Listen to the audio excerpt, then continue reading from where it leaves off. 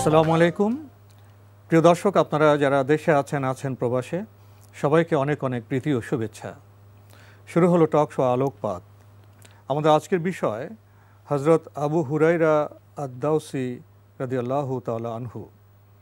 আর এ বিষয়ে কথা বলবেন অধ্যক্ষ শহীদুল্লাহ খান মাদানী। আসসালামু আলাইকুম ওয়া রাহমাতুল্লাহি ওয়া বারাকাতুহু। প্রিয় দর্শক, আপনারা হয়তো লক্ষ্য করেছেন আমরা বেশ কিছুদিন ধরেই আসহাবে রাসূলের জীবন কথা নিয়ে কথা বলছি। এর গুরুত্বপূর্ণ কারণ রয়েছে। যারা আসহাবে রাসূল ছিলেন তারা আমাদের প্রিয় নবী হযরত মুহাম্মদ মুস্তাফা সাল্লাল্লাহু আলাইহি ওয়াসাল্লামকে চাক্ষুষ করেছেন, দেখেছেন, তার কথা শুনেছেন, তার সাথে চলেছেন, তারা আলোকদীপ্ত হয়েছেন। বর্তমান সময়ে মুসলমানদের আচরণ থেকে সে তেমন দীপ্তি লক্ষ্য করা যায় না। আমরা অনেক স্ববিরোধী কাজে জড়িয়ে পড়ছি। কেন এমনটা হচ্ছে? আমাদের সামনে কি কোনো রোল মডেল নেই, কোনো আলোকবর্তিকা নেই? আছে, কিন্তু আমরা তাদের নিয়ে ভাবছি না, তাদের চর্চা করছি না। এমন অভাব থেকেই, এমন দারিদ্র থেকেই আমাদের এই আয়োজন। আসুন আমরা আজকে মহান সাহাবী হযরত আবু হুরায়রা সম্পর্কে জেনে নেই। শুরুতেই অধ্যক্ষ শহীদুল্লাহ খান মাদানী আপনার কাছে জানতে চাইব এই মহান সাহাবীর শৈশব সম্পর্কে। আলহামদুলিল্লাহ ওয়াসসালাতু ওয়াসসালামু আলা রাসূলিল্লাহ আম্মা বা'দ। শুরুতেই আল্লাহ সুবহানাহু ওয়া তাআলার প্রশংসার পরেই আপনাকেও জানাচ্ছি মোবারকবাদ। একটি অত্যন্ত চমৎকার প্রসঙ্গ আপনি তুলে ধরেছেন। সূচনায় আমি দুটি কথা বলতে চাই, তারপর আমাদের এই বিশিষ্ট সাহাবীর শৈশবকালে যাব।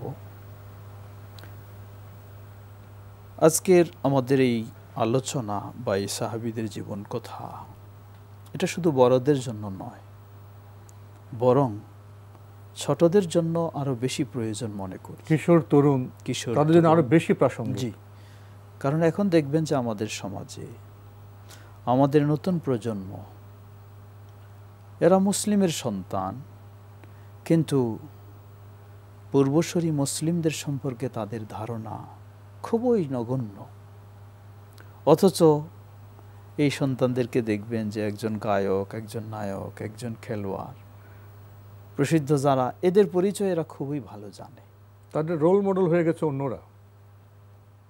আর যারা তাদের অনুসরণীয় ব্যক্তি, যাদেরকে অনুসরণ করে নিজেদের সত্যি আদর্শ ব্যক্তি হিসাবে, আদর্শ নাগরিক হিসাবে, আদর্শ সন্তান হিসাবে নিজেকে গড়তে পারবে, তাদের সম্পর্কে সামান্যতম ধারণা নেই।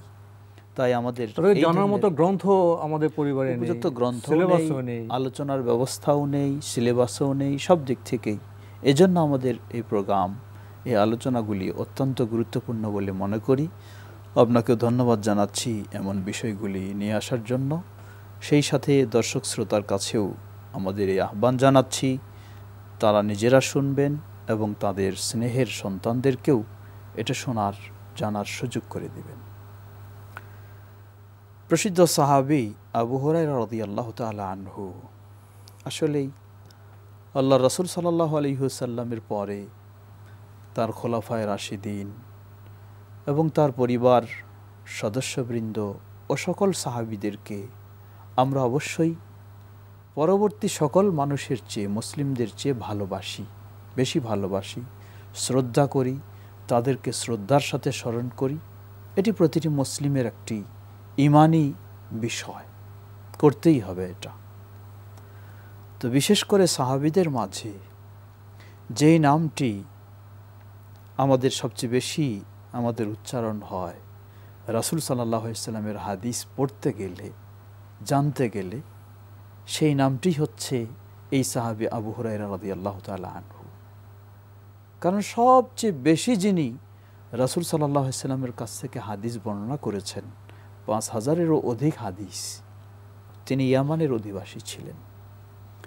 আদ-দাউস এই গোত্রের মানুষ ছিলেন তিনি। তার আসল নাম তো আবু হুরায়রা ছিল না, আবু হুরায়রা তার কোনো নাম নয়, এটি একটি উপনাম।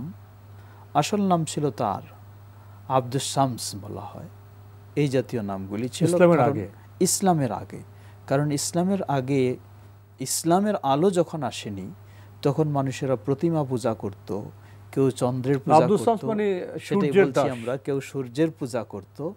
এই দিক থেকে তাদের নামগুলি ওই ধরনের ছিল, সেভাবেই ছিল। তা আব্দুস শামস যে সূর্যের দাস, সূর্যের যে পূজা করে, সূর্যের যে ইবাদত করে। জি, তো এই নাম রাসূল সাল্লাল্লাহু আলাইহি ওয়াসাল্লাম তার নাম সংশোধন করেছিলেন। জি, অবশ্যই নাম সংশোধন করেছেন। যখন তিনি ইসলাম গ্রহণ করলেন, তিনি সেই ইয়ামানেই ইসলাম গ্রহণ করেছেন প্রসিদ্ধ সাহাবী তোফাইল আদ-দাউসি রাদিয়াল্লাহু আনহুর কাছে। সেই গোত্রের মানুষ তিনিও ছিলেন।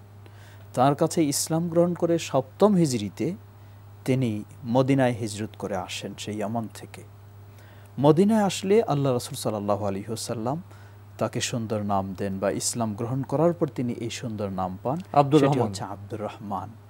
মানুষ আসলে বান্দা, দাস হলো কার?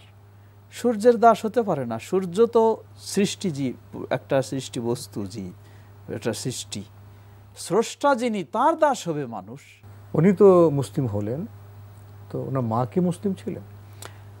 এই ঘটনাটি অত্যন্ত চমৎকার একটি ঘটনা। আবু হুরায়রা রাদিয়াল্লাহু আনহু তিনি ছোট থেকেই মার প্রতি খুব শ্রদ্ধাশীল ছিলেন, মার সেবা করতেন।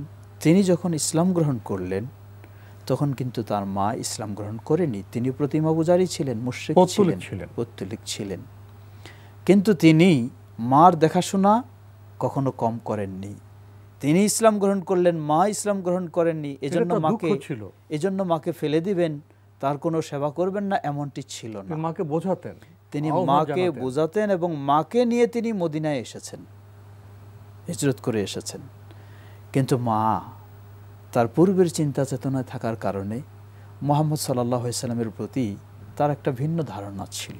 একদিন তো মন্দ কথাই বলে বসলেন। জি, মন্দ কথাই বললেন। তো মাকে যখন তিনি দাওয়াত দিতেন আবু হুরায়রা রাদিয়াল্লাহু আনহু ইসলাম গ্রহণের জন্য, মা তখন এইভাবে বলতেন। এমনকি মুহাম্মদ সাল্লাল্লাহু আলাইহি সাল্লামের বিষয়ে কিছু মানে অসৌজন্যমূলক কথা বললে আবু হুরায়রা রাদিয়াল্লাহু আনহু খুব কষ্ট পেলেন।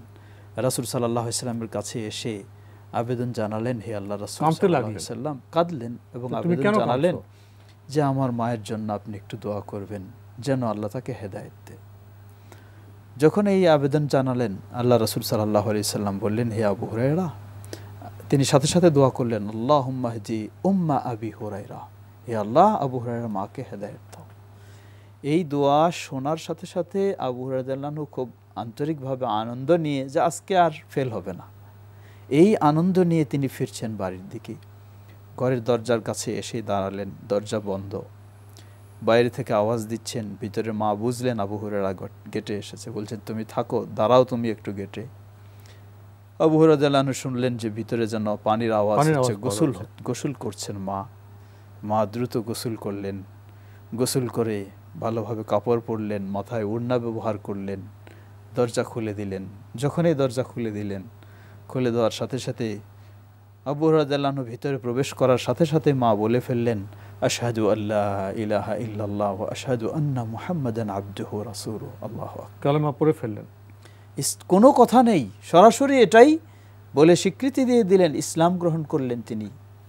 এ কথা শোনার সাথে সাথে আবু হুরায়রা রাদিয়াল্লাহু আনহু এত খুশি হলেন, মায়ের সাথে উপস্থিত কিছু কথা না বলে খুব দ্রুত তিনি ছুটে আসলেন রাসূল সাল্লাল্লাহু আলাইহি সাল্লামের কাছে। এসে আবার ছুটে এসে তিনি আনন্দে কেঁদে ফেললেন। বললেন, হে আবু হুরায়রা, কেন কাঁদতেছ? বললেন, হে আল্লাহ রাসূল সাল্লাল্লাহু আলাইহি সাল্লাম, আপনার দোয়া তো কখনো বৃথা যেতে পারে না। আল্লাহ কবুল করেছেন, আমার মা ইসলাম গ্রহণ করেছেন, আমিও মুসলিম, আমার মাও মুসলিম, আলহামদুলিল্লাহ। এটি বড় একটি আনন্দের বিষয় ছিল।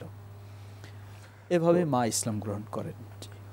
তো মা তো ইসলাম গ্রহণ করলেন। জি, তো আমরা জানি যখন হযরত আবু হুরায়রা রাদিয়াল্লাহু তাআলা আনহু সম্পর্কে আমরা কথা বলতে যাব, তখন তার জ্ঞান চর্চা বিষয়টাই প্রাধান্য পাবে, অত্যন্ত গুরুত্বপূর্ণ। এবং জ্ঞান চর্চা করতে গিয়ে তিনি দিনহীন জীবন যাপন করতেন, তার ক্ষুধায় খাবারও মিলত না। তার জ্ঞান চর্চা সম্পর্কে কিছু বলবেন? আমরা একটু আগেই ইঙ্গিত দিয়েছি, রাসূল সাল্লাল্লাহু আলাইহি ওয়াসাল্লামের সবচেয়ে যিনি বেশি হাদিস বর্ণনা করেছেন তিনি এই সাহাবী আবু হুরায়রা রাদিয়াল্লাহু আনহু। এটাই প্রমাণ করে যে সাহাবীদের মাঝে তুলনামূলক তার জ্ঞান চর্চাটা বেশি ছিল। অথচ আশ্চর্যের বিষয় হলো, তিনি 7ম হিজরি মুহররম মাসে মদিনায় আসলেন। রাসূল সাল্লাল্লাহু আলাইহি সাল্লামকে মাত্র 4 বছরের মতো প্রায় রাসূল সাল্লামের জীবনে পেয়েছেন শেষের দিকে। এই 4 বছরে যারা মক্কার প্রাথমিক যুগেই ইসলাম গ্রহণ করেছেন, প্রায় 25 বছরের মতো রাসূল সাল্লামের জীবনে থাকার সুযোগ পেয়েছেন, তাদের চেয়ে তিনি এই 4 বছরে সবচেয়ে বেশি হাদিস সংগ্রহ করেছেন। এর বর্ণনা প্রসঙ্গে তিনি নিজেও বলেছেন যে মদিনায় 2 শ্রেণীর মানুষ। এক হলো মুহাজির, যারা মক্কা থেকে এসেছেন, তারা ব্যবসা বাণিজ্য নিয়ে বাজারে ব্যস্ত। আরেক হচ্ছে আনসার, যারা মদিনার মুসলিম, তারা তাদের ক্ষেত খামার বিভিন্ন উন্নয়নমূলক কাজে ব্যস্ত, পেশাগত জীবনে ব্যস্ত। কিন্তু আমি তো এসেছি বাইরে থেকে, না মক্কা না মদিনায়। সুতরাং আবু হুরায়রা রাদিয়াল্লাহু আনহু তিনি বলছেন যে আমার পারিবারিক কোনো ব্যস্ততা ছিল না, কোনো সন্তান সন্ততিরও ব্যস্ততা ছিল না, সম্পদেরও ব্যস্ততা ছিল না, ব্যবসা বাণিজ্য কোনো পেশা ছিল না। পেশা আমার একটাই ছিল, কিভাবে আমি আল্লাহ রাসূল সাল্লাল্লাহু আলাইহি ওয়াসাল্লামের কাছ থেকে বেশি বেশি গ্রহণ করতে পারি। তিনি নিজে যে শুধু জ্ঞান চর্চা করেছেন তা নয়, তিনি চাইতেন মুসলিম উম্মার যে সদস্যরা, তার যার ভাইরা আছে, প্রতিবেশীরা আছে, তারাও যেন জ্ঞান চর্চায় মগ্ন থাকে। জি। একবার তিনি মদিনার বাজারে গেলেন, গিয়ে দেখেন লোকজন সব বেচাকেনায় ব্যস্ত। উনি তখন অদ্ভুত নাটকীয় ভঙ্গিতে একটি কথা বললেন, রাসূল সাল্লাল্লাহু আলাইহি ওয়াসাল্লাম মিরাজ বন্টন করছে, সে বিষয়টি বলবেন? হ্যাঁ, এই ধরনের বেশ কিছু বর্ণনা বিভিন্ন পাওয়া যায় যে শুধু তিনি নিজেই গ্রহণ করেছেন তা না, বরং বিভিন্ন জনকে বিভিন্নভাবে উৎসাহ দিয়েছেন, তাদেরকে প্রেরণা দিয়েছেন যেন তারাও রাসূল সাল্লাল্লাহু আলাইহি ওয়াসাল্লামের কাছ থেকে এই সমস্ত গ্রহণ করতে পারে। এই যে মিরাজ বন্টন, আসলে এটি অন্য একটি হাদিসেও এসেছে। আল্লাহ রাসূল সাল্লাম বলেন, আল উলামা ওয়ারাসাতুল আম্বিয়া, আলেমরা হচ্ছে নবীদের ওয়ারিস। কিসের ওয়ারিস? জ্ঞানের ওয়ারিস। তিনি নিজেই বলে দিয়েছেন, ওয়াল আম্বিয়া লা ইউয়ারিসু দিনারা ওয়ালা দিরহামা, নবীগণ কাউকে টাকা পয়সার ওয়ারিস বানান না, বানান ওয়ালাকিন ইউয়ারিসু আল ইলমা, ইলম জ্ঞানের ওয়ারিস বানান। তো এই যে আল্লাহ রাসূল সাল্লাল্লাহু আলাইহি ওয়াসাল্লাম মিরাজ বন্টন বলতে এটা কোনো টাকা পয়সা দিনার দিরহাম নয়, বাজারের লোকজন তো মসজিদে গিয়ে দেখলো কোনো মিরাজ বন্টন হচ্ছে কিছু নেই। এটা হচ্ছে সেই আল্লাহ রাসূল সাল্লাল্লাহু আলাইহি ওয়াসাল্লাম তার বিভিন্ন সময়ে যে হাদিস, যে ইসলামের বর্ণনাগুলি দিচ্ছেন, এটাই হচ্ছে প্রকৃতপক্ষে নবীর মিরাজ বন্টন, যেটা সবচেয়ে বেশি সংগ্রহ করার সুযোগ লাভ করেছেন সাহাবী আবু হুরায়রা রাদিয়াল্লাহু তাআলা আনহু।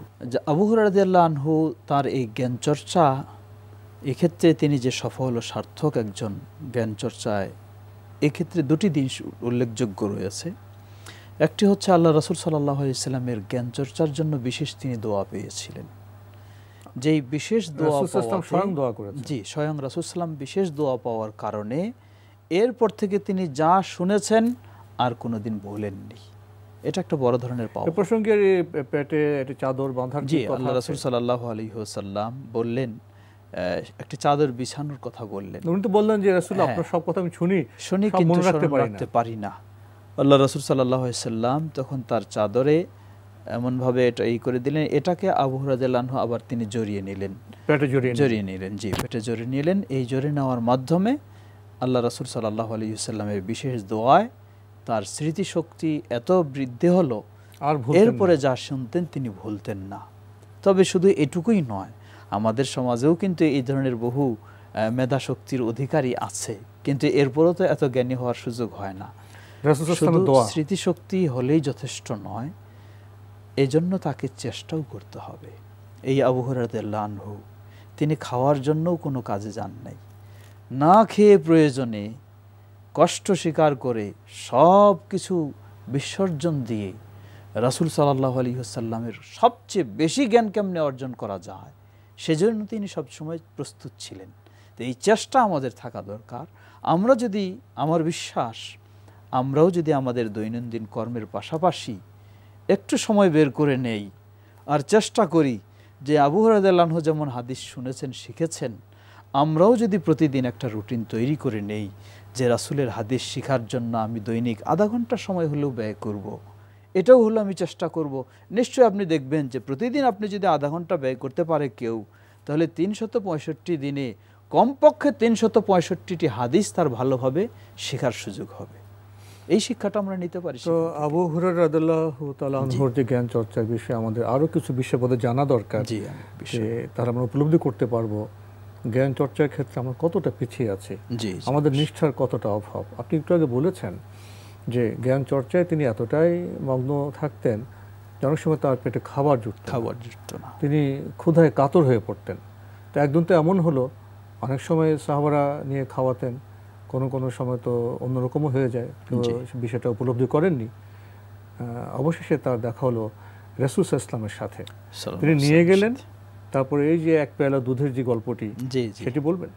জি, এই গল্পটি এটি সাধারণ গল্প নয়, এটি সহিহ বুখারীর হাদিস। জি, সহিহ বুখারীর হাদিস এবং বাস্তব ঘটনা। আবু হুরায়রা রাদিয়াল্লাহু আনহু খুবই ক্ষুধার্ত, খাওয়ার সুযোগ হয়নি। রাসূল সাল্লাল্লাহু আলাইহি ওয়াসাল্লামের কাছে দেখলেন যে মাত্র এক পেয়ালা দুধ এটা কেউ উপঢৌকন হিসাবে নিয়ে এসেছে, দিয়েছে। মনে মনে তার ইচ্ছা জাগছিল যে এটাই হয়তো আজকে আমার খাওয়ার সুযোগ হবে। কিন্তু আল্লাহ রাসূল সাল্লাল্লাহু আলাইহি ওয়াসাল্লাম সেই আবু হুরায়রা রাদিয়াল্লাহু আনহুকে বললেন যে যাও, তোমার সাথে যারা মসজিদে দিন চর্চার জন্য ব্যস্ত হয়ে থাকে তারা তো সকলেই এই ধরনেরই আসহাবে সুফফা যাদেরকে বলা হয়তো, ডেকে আনো, একত্রিত করো, তাদের তুমি সকলকে ডেকে নিয়ে আসো, আজকে এটা খাওয়া হবে, পান করা। এক পেয়ালা দুধ। কিন্তু মনে মনে একটু কষ্টই পেলেন যে এই ক্ষুধার্ত সময়ে যদি আমি এটা পেতাম তাহলে একটু তৃপ্তি সহকারে খেতে পারতাম। কিন্তু এই এক পেয়ালা, সেখানে প্রায় 70 থেকে 80 জন মানুষ, এত লোক, তাদের কি হবে? এটা এক চামচ করে দিলেও চলবে না, হবে না। আল্লাহ রাসূল সাল্লাল্লাহু আলাইহি ওয়াসাল্লামের নির্দেশ কি করবেন, গেলেন, তাদেরকে দাওয়াত দিলেন, তারা সকলেই এসে ঘরে বসলেন। রাসূল সাল্লাল্লাহু আলাইহি ওয়াসাল্লাম আবু হুরায়রাকে দিলেন না, অন্যজনকে দিয়ে শুরু করলেন, পরিবেশন করছেন। আবু হুরায়রা বললেন যে তুমি দাও, ওকে দাও, ওকে দাও। এভাবে দিতে দিতে সকলেই আল্লাহর নামে খাওয়া শুরু করলো। এই 70 থেকে 80 জন মানুষ তৃপ্তি সহকারে সেটা খাওয়ার পরে আল্লাহ রাসূল সাল্লাম এখন আবু হুরায়রা রাদিয়াল্লাহু আনহুকে বললেন, হে আবু হুরায়রা, তুমি এখন খাও। তিনি খেলেন, তৃপ্তি মেটে গেল। আবার খাও, আবার খেলেন, তৃতীয়বার বললেন আবার খাও। তারপর আর খাওয়ার মতো আমি আর পারবো না বললেন তিনি। তারপরে সবশেষে আল্লাহ রাসূল সাল্লাল্লাহু আলাইহি ওয়াসাল্লাম তিনি নিজে খেলেন। আল্লাহু আকবার। এখানে কয়েকটি বিষয় লক্ষণীয়। এক হলো আল্লাহ রাসূল সাল্লাল্লাহু আলাইহি ওয়াসাল্লাম তিনি কেমন নেতা ছিলেন, নিজে না খেয়ে তার অনুসারীদেরকে কি করলেন, আগে খাওয়ালেন, খবর রাখলেন,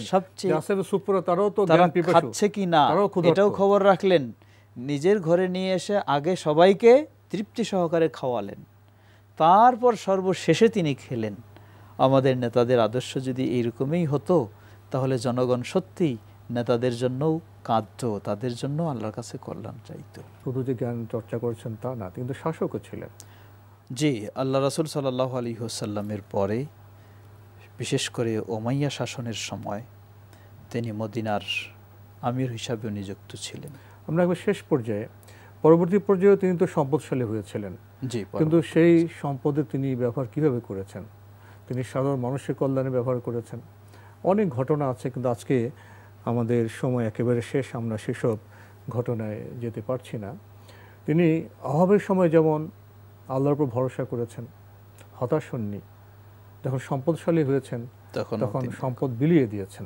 অনেক ঘটনা এই পর্যায়ে আছে। তার মেয়েকে তিনি স্বর্ণের গহনাও দিতে পারেনি, সামর্থ্য ছিল কিন্তু তিনি দেননি। এবং তার মায়ের প্রতি তার যে আচরণটা, সেটা একটা বড় উদাহরণ হতে পারে। আজকে সময়ের অভাবে আমরা আর সেদিকে অগ্রসর হতে পারলাম না। অধ্যক্ষ শহীদুল্লাহ খান মাদানী, আপনি কষ্ট করে আমাদের স্টুডিওতে এসেছেন, সময় দিয়েছেন, সেজন্য আপনাকে অনেক ধন্যবাদ। আপনাকে ধন্যবাদ, জাযাকুমুল্লাহ খাইর। প্রিয় দর্শক, আলোকপাত অনুষ্ঠানে আমাদের আজকের বিষয় ছিল হযরত আবু হুরায়রা আদ-দাওসী রাদিয়াল্লাহু তাআলা আনহু, জ্ঞান চর্চার এক উজ্জ্বল প্রতীক। জ্ঞান চর্চায় এতটাই মগ্ন ছিলেন যে রুটি রুজির ব্যবস্থাও তিনি করতে পারতেন না, তারপরও ধৈর্য ধরে জ্ঞান চর্চায় মগ্ন হয়েছেন বলেই তো আজকে তার বরাতে আমরা অনেকগুলো হাদিস পেয়েছি। সেই হাদিসের আলোকে আমরা আলোকিত হতে পারি। আসুন তার জীবন থেকে আদর্শ নিয়ে আমরাও জ্ঞান চর্চায় মগ্ন হই।